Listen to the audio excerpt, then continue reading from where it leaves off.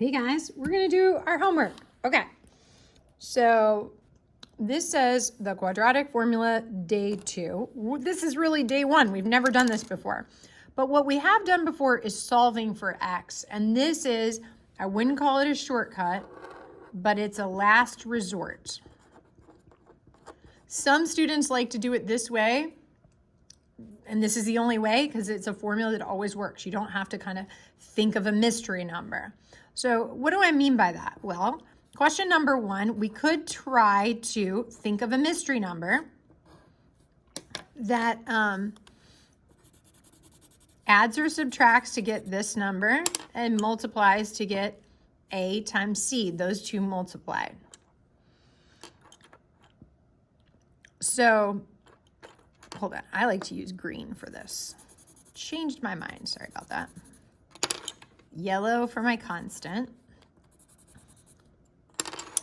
And here, we notice that the number here is 1. So that's why 1 times -4 is still -4, and I can use this number out here on the margin, okay? So what multiplies to get -4, but adds or subtracts to get 6? I'm not sure, right? It's like 2 and 2 wouldn't work. To get -4, it's going to have to be 1 times -4 or -1 times 4 or -2 times 2. And when I add or subtract these numbers, I don't get the number 6. So I'm stuck. So I have to have some other way of solving this. So essentially what we have to think of here is we have to call this part A and this part B and this part C, okay? So whatever the number, the constant number is, I'm just gonna pick a color, and that's the letter C, and we put it there in our formula, okay? And it looks like both times we're using this quadratic formula. So this will be C, this will be C, this will be C, this will be C. All right, now what about the number in front of the x? Well, the number in front of the x is 6, is 1, because there's only one x there. Here, there's 6 x's there. And so the number in front of the x is the number 1. Here's -2. Here it must be 0 x's. There's no x's. 3, -7, no x's again on question number 6. There are no x's there. And here we have the number -5. Okay, so this is similar to what we've done in the past. All right, last, for A, this is the number, there's only 1x squared there, 1x squared, 1x squared. Here we have the number -3. 1x squared, here we have the number 2. There's 1x squared there and 1x squared there. All right, so step 1 is if we decide, instead of trying to factor by hand, we could solve for x using this formula, which is called the quadratic formula. But we can't use it if we can't figure out what to plug in for C. We can't use it unless we can figure out what to plug in for B. So that's where B would go. And we can't use it unless we know what to plug in for A.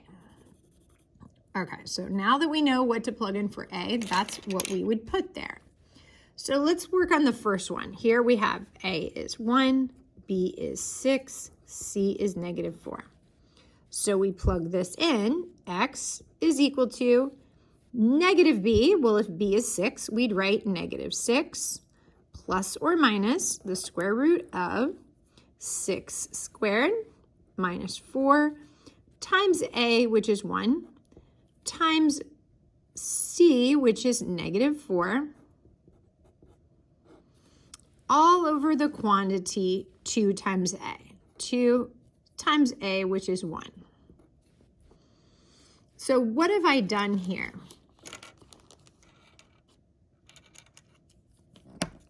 Let's take a look. I had -4 for C. So where you saw the C, that's where I plugged in this -4. I had 6 for B. So where I see that, that's where I put a 6 there and a 6 there. right? And last, A. Here, A was 1, so where I see the letter A, that's why I put the 1 there. So what about everything else? Well, everything else came out of the formula. Everything else, there was a negative in front of there. There was a plus or minus button, so I put the plus or minus here. There was a square, so I put a square. There was a subtraction sign, so I put a subtraction sign. There was a square root sign, so I put the square root sign. There was a divide by sign, and then a 2 in front. So all of that stuff I filled out myself, okay? Now we're ready to answer the question. So x is equal to -6 plus, so first I'm going to try to add that amount. So it's plus whatever is underneath this whole square root sign. So 6 times 6 is 36. Minus, minus, so that'd be plus. A negative times a negative. Plus 16 all over 2 times 1. And that would be 2. So we get our answer, -6 plus the square root of, what's that?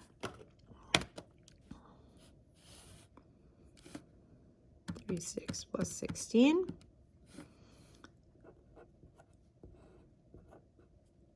They said round my answer to the nearest 10th. Okay, so I take the square root of 52.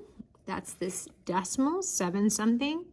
So I'm going to take that plus a -6. So plus a -6. So I get that. Divide by 2, I get 0.6. All right, now I have this a plus or a minus sign. So what would the minus sign mean? It would mean everything's exactly the same, but now instead of an add sign, I do a subtraction sign. So now I'm going to do -6 minus the square root of 52. Notice the only difference is this plus sign versus the minus sign. So we get square root of 52, but I want to make that negative. And I'm going to add it to -6. So I get a -13.2 on top, and I divide it by 2. I get -6.6. So the reason why I wasn't able to do this by hand is because they were decimals.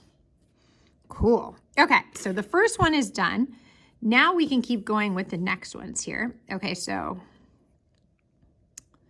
question number 2 says A is 1, B is -2, C is -9. Okay, so using this same formula, x is equal to -b plus or minus the square root of b squared minus 4ac all over 2a. So if I plug in my pieces here, I have a -2. So -2 would be +2, plus -2 times -2 is 4, minus 4 times a times c, all over 2 times 1. Cool. Okay, so we get 2 plus 4 plus 36 all over 2. So we get 2 plus the square root of 40 all over 2. Now we also get this same thing except a subtract. So 2 minus the square root of 40 all over 2. So let's figure out what these two decimals are. And they said round to the nearest 10th. So the square root of 40 is this decimal. I'm going to add 2 and divide by 2.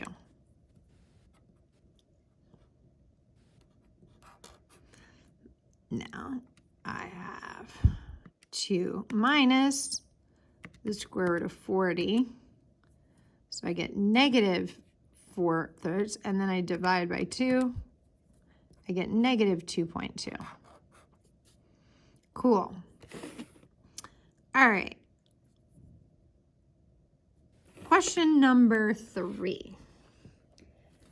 A is 1, B is 1, C is 5. So we get x is equal to negative b, which is negative 1, plus the square root of b squared. So 1 times 1 is 1, minus 4 times a times c, all over 2 times a, which is 1.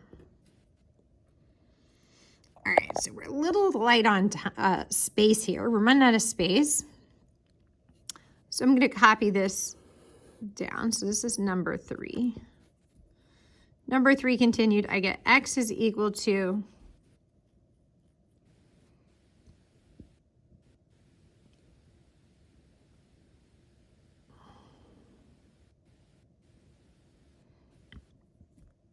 negative 1 plus the square root of 1 minus 20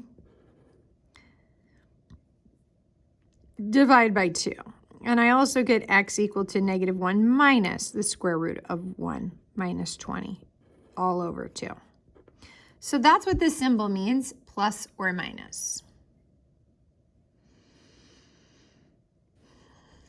Nice. All right, now we have a problem here. We have a negative sign. So we have negative 1 plus the square root of negative 19 over 2. And we have negative 1 minus the square root of negative 19 over 2. So if I try to put this in my calculator, like the minute I try to put negative 19, and I take the square root, I get an error sign. So I'm just going to write error on these, okay? So that was question number 3. Check out the next video for question 4, 5, 6, 7, and 8.